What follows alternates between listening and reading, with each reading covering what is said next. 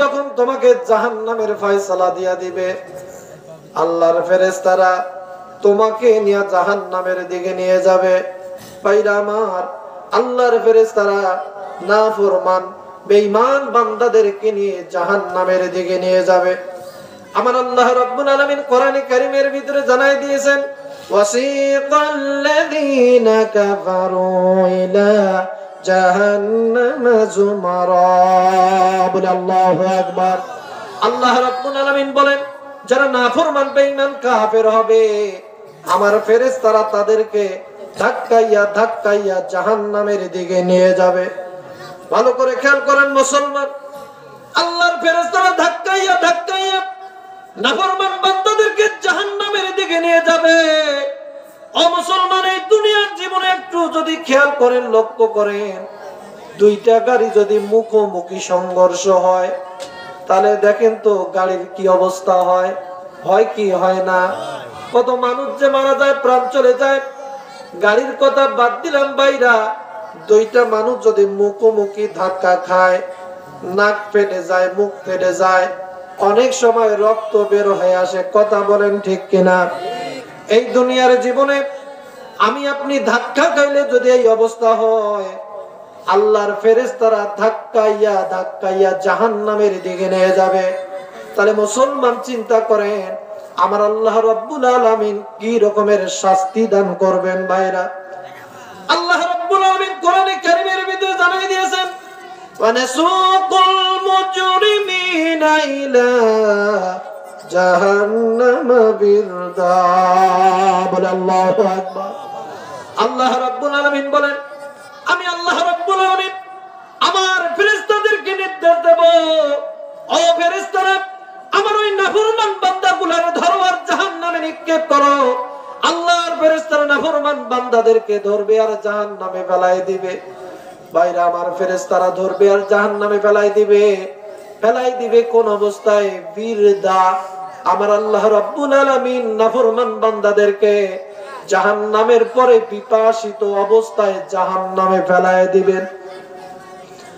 ভাইরা আমার, ভালো করে একটু খেয়াল করেন, আমার আল্লাহ রাব্বুল আলামিন নাফরমান বেঈমান বান্দাদেরকে জাহান্নামে ফেলাই দিবেন, পিপাসিত অবস্থায় ফেলাই দিবেন। মুসলমান, এমন পিপাসা লাগবে জাহান্নামী বান্দাদের।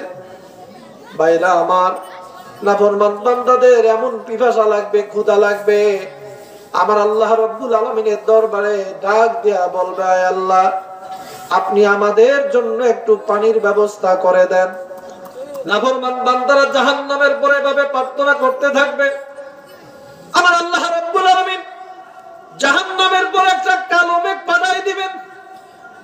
বেঈমান বান্দারা এই দৃশ্য দেখার পরে তারা আনন্দিত হয়ে যাবে, আর একজন আরেকজনকে ডাক দিয়া বলবে, এবার আল্লাহ পাক আমাদের উপর একটু করুণা করেছেন, দয়া করেছেন। ওই মেঘমালা থেকে বৃষ্টি পড়বে, পানি পড়বে, সেই পানি পান করে আমরা আমাদের পিপাসা নিবারিত করব। ভাইরা আমার, নাফরমান বান্দারা এইভাবে যখন একজন আরেকজনকে বলতে থাকবে, আমার আল্লাহ পাক এমন অবস্থায় ওই মেঘমালা থেকে এমন গরম রক্ত, গরম পূজার গরম পানি ফেলাবে, পড়ার সাথে সাথে নাফরমান বান্দারা যখন ওই পানিগুলো খাবে, খাওয়ার সাথে সাথে পেটের যে নাড়ি ভুঁড়ি আছে, নাড়ি ভুঁড়ি গুলো কেটে কেটে টুকরা টুকরা হয়ে পিছনের দরজা দিয়া বের হয়ে যাবে। আমার আল্লাহ রাব্বুল আলামিন কোরআনে কারীমের ভিতরে বলে দিয়েছেন, এরপরে ওই মেঘমালার পানি নাফরমান বান্দাদের মাথার উপরে পড়ে যাবে। ইউসাব্বু মিন ফাওকিহিমুর রুস। আল্লাহ পাক বলেন, আমি আল্লাহ পাক নাফরমান বান্দাদের মাথার উপরে গরম পানি ঢেলে দেব। ভাইরা আমার, নাফরমান বান্দাদের মাথার উপরে আমার আল্লাহ পাক যখন গরম পানি ঢেলে দেবে, গরম পানি শরীর বেয়ে বেয়ে পড়তে থাকবে, গরম পানি শরীর বেয়ে বেয়ে পড়বে, আর গরম পানির সাথে সাথে চামড়া গুলো গলে গলে পড়ে যাবে। আল্লাহর পয়গম্বর বলেন, এক পর্যায়ে এমন হয়ে যাবে, ওই জাহান্নামী বান্দা শরীরে কোনো তার মাংস থাকবে না, গোস্ত থাকবে না, কঙ্কাল অবস্থায় পড়ে থাকবে। ভাইরা আমার আল্লাহ পাক আবার হুকুম দিবেন, পূর্বের অবস্থায় ফিরে যাও। নাফরমান বান্দার শরীরে আবার গোশত মাংস লেগে যাবে। মুসলমান ভাইরা আমার ভালো করে খেয়াল করেন, শুধু কি তাই, এই নাফরমান বান্দারা আল্লাহ পাক যখন তাদেরকে জাহান্নামে ফেলাই দিবেন, ক্ষুধার যন্ত্রণা সহ্য করতে পারবে না। নাফরমান বান্দারা ক্ষুধার যন্ত্রণা যখন সহ্য করতে পারবে না, আমার আল্লাহ রাব্বুল আলামিনকে ডাক দিয়ে বলবে, আল্লাহ, ও আল্লাহ, দয়া করে আপনি আমাদের জন্য একটু খাবারের ব্যবস্থা করেন। আমার আল্লাহ রাব্বুল আলামিন খাবার পাঠায় দিবেন। আল্লাহ পাক বলেন, আমি আল্লাহ পাক এমন খাবার পাঠায় দেব, আল্লাহ পাক বলেন এমন খাবার পাঠায় দেব আমি আল্লাহ পাক, নাফরমান বান্দারা যখন এই খাবার খাবে, খাওয়ার সাথে সাথে গলার মধ্যে আটকায়া যাবে। গলার মধ্যে যখন আটকায় যাবে খাবার, নাফরমান বান্দারা নিঃশ্বাস নিতে পারবে না। মনে হয় যেন তাদের জীবনটা বের হয়ে যাচ্ছে, এই রকমের অবস্থাও হয়ে যাবে। ভাইরা আমার ভালো করে খেয়াল করেন, এরপরে নাফরমান বান্দাদের মনে পড়ে যাবে দুনিয়ার কথা। দুনিয়ায় অনেক সময় খাবার খেয়েছে, গলার মধ্যে বেঁধে গেলে, পানি খেলে পরে খাবার ভিতরে চলে যায়, যায় কি যায় না? নাফরমান বান্দাদের দুনিয়ার কথা যখন মনে পড়ে যাবে, এবার তার আল্লাহ পাকের দরবারে পানি পানি বলে চিৎকার করতে থাকবে। আমার আল্লাহ রাব্বুল আলামিন এবার পানি পাঠায় দিবেন। হযরত আবু দারদা রাদিয়াল্লাহু তাআলা আনহু হাদিসটি তিনি বর্ণনা করেছেন। তিনি বলেন, আল্লাহর ফেরেশতারা ওই নাফরমান বান্দাদের কাছে পানির একটা টেড়ে নিয়ে আসবে, হাওদা নিয়ে আসবে, পানির একটা পাত্র নিয়ে আসবে। ওই পানির পাত্রের মধ্যে পানিগুলো টকবক টকবক করে ফুটতে থাকবে। আল্লাহর পয়গম্বর বলেন, জাহান্নামী বান্দাদেরকে আল্লাহ পাক যে পানিগুলো খাইতে দিবে, ওই পানির টকবকানি 26 ফিট পর্যন্ত উঁচু হয়ে যাবে। ভাইরা আমার ভালো করে খেয়াল করেন, পানির টকবকানি 26 ফিট পর্যন্ত উঁচু হয়ে যাবে। দুনিয়ার ফিট না রে মুসলমান, এটা হলো পরকালের ফিট। ভাইরা আমার পানির এই অবস্থা হয়ে যাবে। আল্লাহর ফেরেশতারা পানির হাওদা নিয়ে টেনে নিয়ে নাফরমান বান্দাদের কাছে যাবে। আল্লাহর পয়গম্বর বলেন, ফেরেশতারা যখন নাফরমান বান্দাদের কাছে পানির ওই হাওদা নিয়ে যাবে, পাত্র নিয়ে যাবে, পাত্র নিয়ে যাওয়ার সাথে সাথে মুখের মধ্যে যে গোশত গুলো রয়েছে, পানির তাপে মুখের গোশত গুলো গলে গলে পড়ে যাবে। ভাইরা আমার ভালো করে খেয়াল করেন, আমার আল্লাহ পাক কি শাস্তি দান করবেন। মুখের গোশত গুলো সব পড়ে যাবে। ভাইরা আমার আল্লাহ রাব্বুল আলামিন এবার ফেরেশতাদেরকে ডাক দিয়ে বলবেন, ও ফেরেশতারা, আমার ওই নাফরমান বান্দাগুলারে ধরো আর তাদেরকে গরম পানি খাওয়া দাও। নাফরমান বান্দারা গরম পানি খাইতে যাবে না। ভাইরা পালানোর জন্য চেষ্টা করবে। আমার আল্লাহ পাকের ফেরেশতারা তাদেরকে ধরবে, ধরে ধরে গরম পানি তাদেরকে খাওয়া দিবে। আমার আল্লাহ রাব্বুল আলামিন কোরআনে কারীমের ভিতরে জানাই দিলেন, ওয়াসুকু মাআন হামিমান ফাকাত্তাআ আমআআহুম। আল্লাহু আকবার।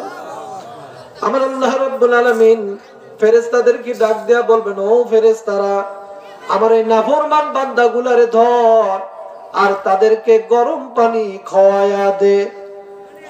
আল্লাহর পয়গম্বর বলেন, আমার আল্লাহ রাব্বুল আলামিন বলেন, নাফরমান বান্দারা যখন গরম পানিগুলো পান করবে, পান করার সাথে সাথে ফাকাত্তাআ আমআআহুম, পেটের মধ্যে যে নারী ভুঁড়িগুলো রয়েছে, এই নারী ভুঁড়িগুলো কেটে কেটে টুকরা টুকরা হয়ে পিছনের দরজা দিয়ে বের হয়ে যাবে।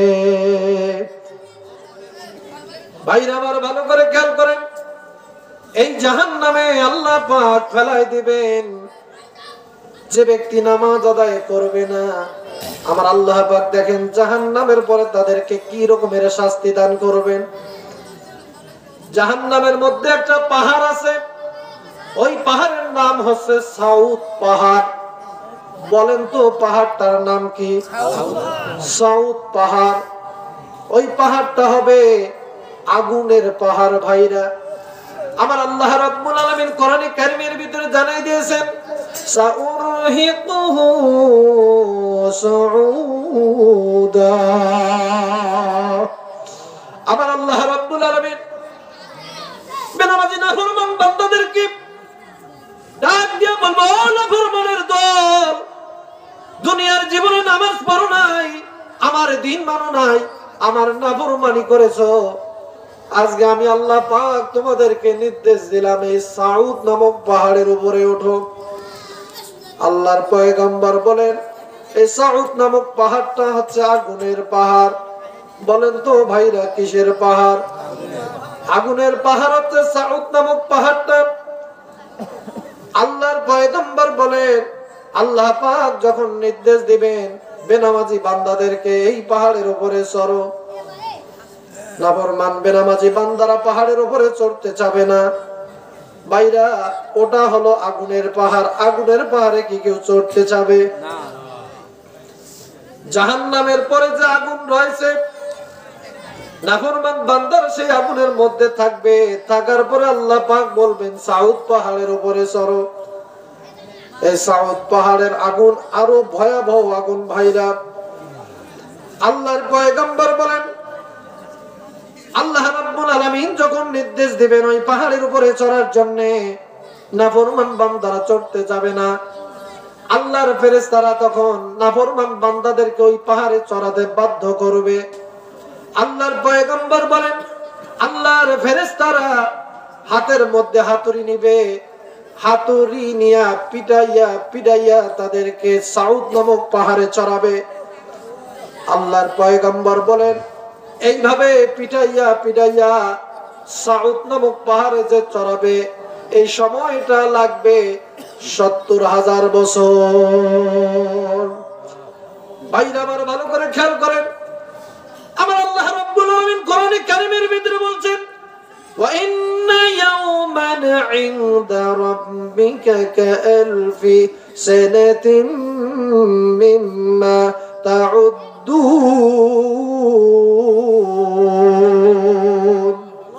আল্লাহ রাব্বুল আলামিন বলেন, বান্দারে, আমি আল্লাহ রাব্বুল আলামিনের কাছে পরকালের একটা দিন তোমাদের দুনিয়ার জীবনের ১০০০ বছরের সমান। ও মুসলমান, জাহান্নামের একটা দিন হবে পৃথিবীর ১০০০ বছরের সমান।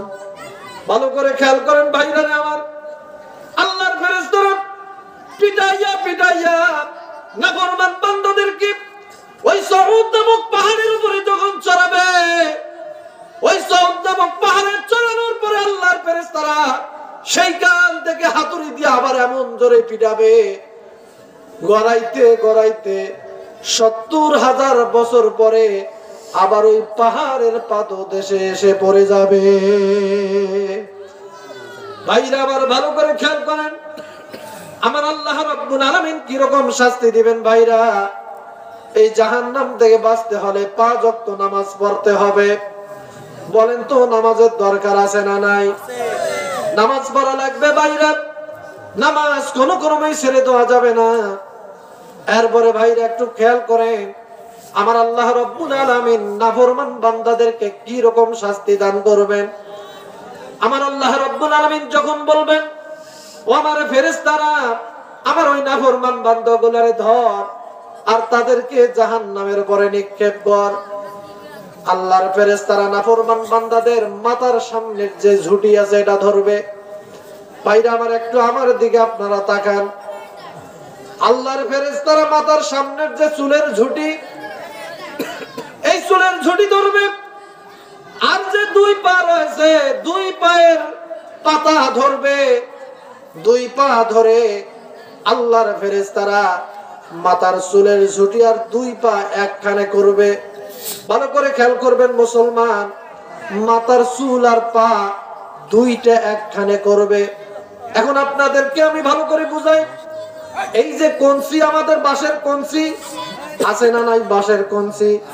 আমরা অনেক সময় দেখবেন বাঁশের কঞ্চির দুই মাথা যখন একখানে করি মাঝখানটা ভেঙ্গে যায় কি যায় না? আমার আল্লাহ রাব্বুল আলামিন কিয়ামতের ময়দানে আল্লাহর ফেরেশতারা নাফরমান বান্দাদের মাথার চুলের ঝুঁটি ধরবে, আর দুই পা যখন একখানে করবে, একখানে করার সাথে সাথে আমার আল্লাহ রাব্বুল আলামিন ওই নাফরমান বান্দাদের মাঝখানটা যে কোমরটা রয়েছে, কোমরটা আল্লাহ পাক ভেঙ্গে দিবেন। নাউজুবিল্লাহ বলবেন না? আল্লাহর ফেরেশতারা মাথার চুল আর পা যখন একখানে করবে, নাফরমান বান্দাদের মাঝখানটা ভেঙ্গে যাবে। আল্লাহ রাব্বুল আলামিন কোরআনে কারীমের ভিতরে জানাই দিলেন, ফায়ুখাযু বিন-নাওয়াসি ওয়াল আকদাম ফাবিআইয়ি আলা'i রাব্বিকুমা তুকাযযিবান। আল্লাহু আকবার। আমার আল্লাহ রাব্বুল আলামিন ফেরেশতাদেরকে ডাক দিয়ে বলবেন, ও ফেরেশতারা, আমার ওই নাফরমান বান্দাগুলোরে ধর, তাদের চুলের ঝুঁটি ধর আর দুই পা ধর। ফেরেশতারা না মাথার চুলের ঝুঁটি ধরবে আর দুই পা যখন একত্রিত করবে মাথার সাথে, মাঝখানটা ভাইরা আমার ভেঙ্গে যাবে। এই ভাঙ্গা অবস্থায় আল্লাহর ফেরেশতারা নাফরমান বান্দাদেরকে জাহান্নামে ফেলায় দিবে। আমার আল্লাহ রাব্বুল আলামিন কোরআনে কারীমের ভিতরে জানাই দিলেন, উজুহু ইয়াউমাইযিন বাসিরাতুন তাযুন্নু আইয়ুফআলা বিহা ফাকিরা। বলি আল্লাহু আকবার। আমার আল্লাহ রাব্বুল আলামিন বলেন, কিয়ামতের ময়দানে নাফরমান বান্দারা তারা দেখবে আমি আল্লাহ রাব্বুল আলামিন তাদের সাথে কি রকমের আচরণ করি। নাফরমান বান্দারা দেখবে যে আমি আল্লাহ পাক কিয়ামতের ময়দানে তাদের সাথে কোমর ভাঙ্গা আচরণ করব। ভাইরা আমার ভালো করে খেয়াল করেন, আমার আল্লাহ রাব্বুল আলামিন কিয়ামতের ময়দানে কোমরটাকে ভাঙ্গা অবস্থায় আমাকে আপনাকে জাহান্নামে ফেলাই দিবেন। এই ক্ষমতা আমার আল্লাহ পাকের আছে না নাই? কথা বলেন, আছে না নাই? ভাইরা আমার আল্লাহ রাব্বুল আলামিনের ফেরেশতারা নাফরমান বান্দাকে ধরবে, ধরে ধরে জাহান্নামের দিকে নিয়ে যাবে। আল্লাহ পাক কোরআনে কারীমের ভিতরে বলেন, ইন্না শাজারাতাজ যাক্কুম, আমি আল্লাহ রাব্বুল আলামিন নাফরমান বান্দাদের জন্য যাক্কুম বৃক্ষ রেখে দিয়েছি। ভাইরা আমার ভালো করে খেয়াল করেন, এখানে আল্লাহ পাক নাফরমান বান্দাদেরকে যখন যাক্কুম বৃক্ষ খাওয়ায় দিবেন, এই যাক্কুম বৃক্ষ খাওয়ার পরে আল্লাহর পয়গম্বর বলেন, আমার আল্লাহ রাব্বুল আলামিন এই নাফরমান বান্দাদেরকে জাহান্নামে ফেলানোর জন্য ৭০,০০০ ফেরেশতা নিযুক্ত করবেন। ভালো করে খেয়াল করেন মুসলমান ভাইরা রে আমার, একজন নাফরমান বান্দার জন্য আল্লাহ পাক ৭০,০০০ ফেরেশতা পাঠায় দিবেন। একটা নাফরমান বান্দাকে জাহান্নামে ফেলানোর জন্য ৭০,০০০ ফেরেশতা এসে তাকে ধরবে। এখন বলেন তো ভাইরা, ফেরেশতাকে টেক্কা দিয়া ফেরেশতার হাত থেকে মুক্ত হয়ে আমরা কি জাহান্নাম থেকে বাঁচতে পারবো? কথা বলেন, বাঁচতে পারবো? এজন্য ভাইরা আমার, জাহান্নামের ফেরেশতার হাত থেকে আমরা বাঁচতেও পারবো না, তার থেকে পালাতেও পারবো না ভাইরা। এজন্য যত গুনাহ আছে সব গুনাহ ছাড়ার দরকার আছে না নাই? কথা বলেন, গুনাহ ছাড়ার দরকার আছে না নাই? ভাইরা আমার, এজন্য গুনাহ ছাড়া লাগবে।